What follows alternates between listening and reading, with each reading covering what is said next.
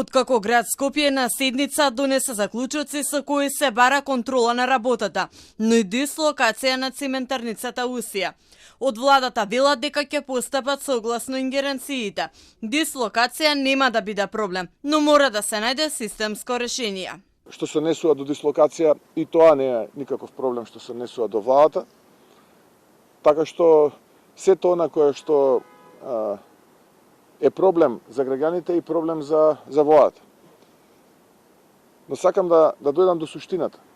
А суштината е дека загадувањето е резултат на децениската негрижа на граѓаните да им се обезбедат алтернативни извори на енергија со кои што тие во текот на грејната сезона ќе ги затоплуваат своите домови. Иницијативата за дислокација на Усија беше предложена од Зелен хуман град, а разгледана на вчерашната седница на град Скопје, која траеше до доцна во ноќта. Советниците едногласно ги усвоја заклучоците за проверка на работењето на Усија и другите големи индустријски загадувачи. Се задолжува градоначалникот на градот Скопје да се обрати до владата за да го разгледа начинот за започнување на постапка за дислокација на Усија и сите големи индустријски загадувачи на соодветни места надвор од Скопската котлина согласно Законот за животна средина и Просторниот план на Република Македонија.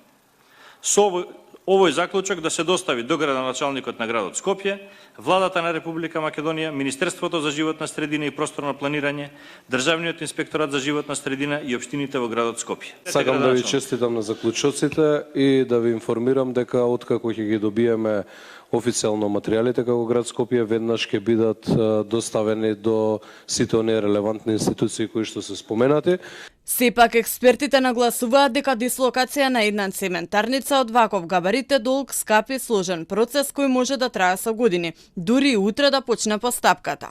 Од компанијата Титан Усија велат дека нивните емисии се под законски дозволените граници, додавајќи дека нивните мерења не покажуваат влијание врз големувањето на ПМ10 частичките.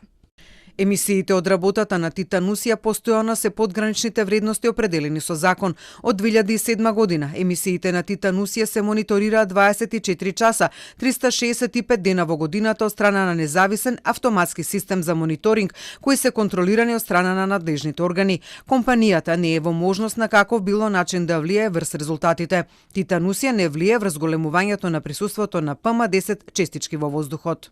Вчера граѓанската иницијатива Стоп за Усија одржа протест со кој бараше дислокација на Усија и обвинија дека со години ги труе граѓаните.